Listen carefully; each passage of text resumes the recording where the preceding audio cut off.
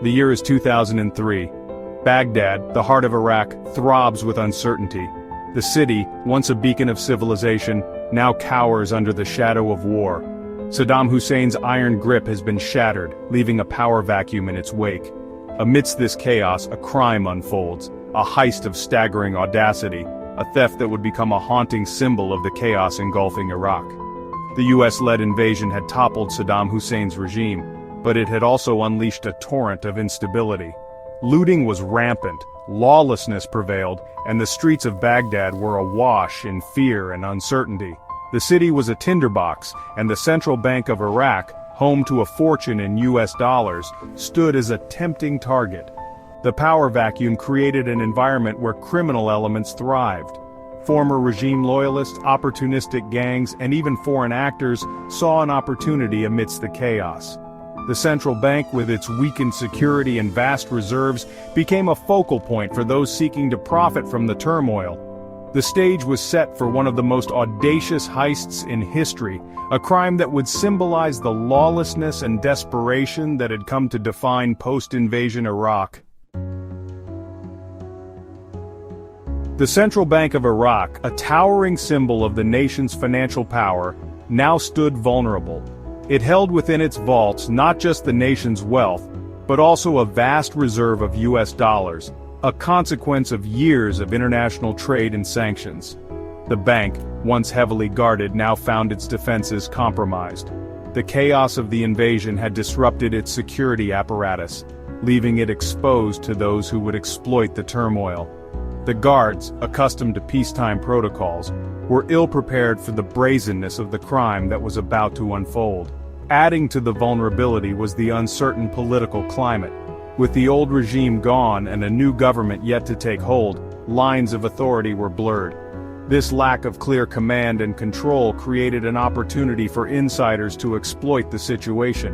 Rumors swirled of complicity within the bank itself. Some whispered of disgruntled former regime officials, others of criminal gangs infiltrating the ranks. Whatever the truth, one thing was clear. The central bank, once an impenetrable fortress, was now a treasure house ripe for the picking. The heist was executed with a precision that belied the chaos engulfing Baghdad. It unfolded just days before the fall of Baghdad, as if orchestrated to exploit the peak of the city's uncertainty. The masterminds, shrouded in mystery, had clearly studied the bank's vulnerabilities and planned their operation with meticulous care. On that fateful day, a small group of men, armed with little more than a note, purportedly signed by Saddam Hussein himself, walked into the central bank. The note, whether genuine or a clever forgery, instructed bank officials to cooperate with these men and grant them access to the bank's vaults. The guards, caught between the chaos outside and the authority of the note, hesitated.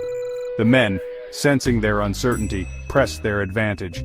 They spoke with an air of authority, their confidence further unsettling the already apprehensive guards. In the end, the guards relented. The vault doors swung open, revealing a king's ransom in US dollar bills. The heist was underway, and by the time the alarm bells finally sounded, the perpetrators were long gone, melting away into the labyrinthine streets of Baghdad with their ill-gotten gains. Section 4. A king's ransom vanishes, the magnitude of the theft. The scale of the theft was staggering. Over $920 million in US currency, much of it in crisp $100 bills, vanished from the central bank's vaults. It was the largest bank heist in history, dwarfing even the infamous Lufthansa heist of 1978. The theft sent shockwaves through the already reeling city. It was a stark reminder of the lawlessness that had gripped Baghdad, a symbol of the challenges facing the US-led coalition in its efforts to stabilize the country. The sheer volume of cash stolen posed a significant challenge for investigators. The money, untraceable and easily transportable, could be laundered through a myriad of channels, disappearing into the global financial system. Suspicions immediately fell upon remnants of Saddam Hussein's regime. The audacity of the heist, the timing, and the purported note all pointed to a well-coordinated operation, potentially orchestrated by those loyal to the deposed dictator. Section 5. The Elusive Trail, the Search for Answers. The investigation into the central bank heist was fraught with challenges. The chaos of war-torn Baghdad hampered efforts to gather evidence. Witnesses were scarce, and those who could provide information were often reluctant to come forward, fearing reprisals. The U.S. military, overwhelmed with the task of securing the city and restoring order, initially struggled to dedicate sufficient resources to the investigation.